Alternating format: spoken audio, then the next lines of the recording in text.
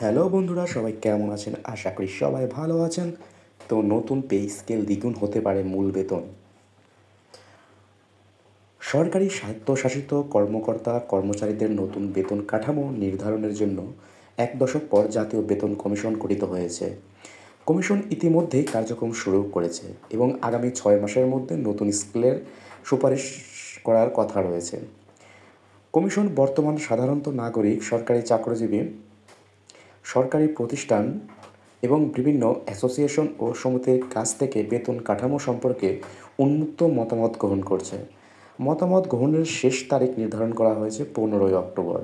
এরপর কমিশন বিভিন্ন স্টেকহোল্ডার সঙ্গে মতবিনিময় করবে।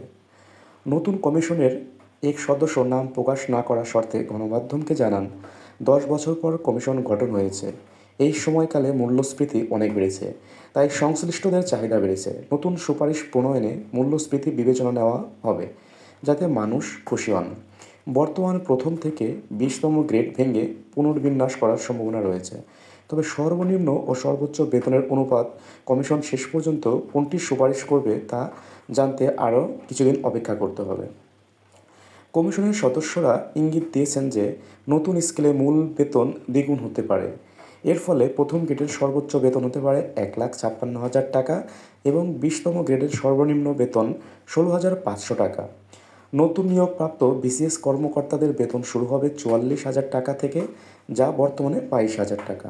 তিনি আরও জানান, বর্তমানে যে সর্বনিম্ন ও সর্বোচ্চ গ্রেডের বেতন 12:1, 10:1 বা 8:1 অনুপাতে আলোচনা চলছে, তা কমিশন নজরে আছে।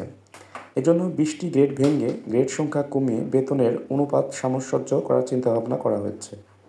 অর্থ উপদেষ্টা ডাক্তার সালেউদ্দিন আহমেদ ইতিমধ্যে জানিয়েছেন, নতুন পে স্কেল 2026 সালের শুরু জানুয়ারি, মার্চ, এপ্রিল থেকে কার্যকর হতে পারে। এর জন্য চলতি অর্থবছরের সংশোধিত বাজেটে প্রয়োজনীয় অর্থ বরাদ্দ রাখা হবে। তিনি বলেন, সরকারি কর্মকর্তা কর্মচারীদের জন্য নতুন বেতন কাঠামো অন্তর্বর্তী সরকারের মেয়াদেই গেজেটের মাধ্যমে বাস্তবায়ন করা হবে। পরবর্তী রাজনৈতিক সরকারের জন্য অপেক্ষা করা হবে না।